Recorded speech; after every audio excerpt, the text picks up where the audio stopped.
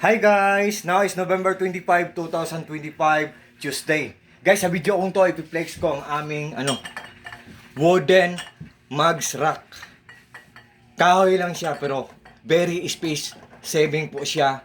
Very useful po siya.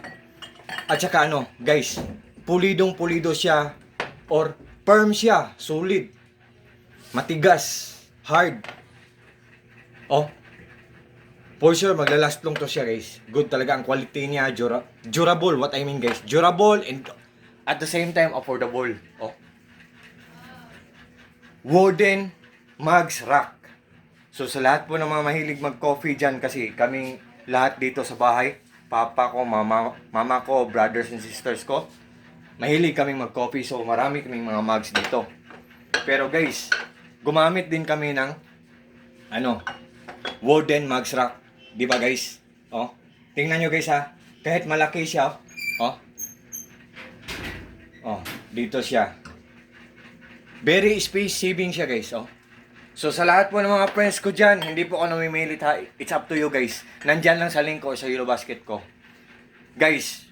Nakita nyo naman guys. Di ba? Ang ganda guys. Yan.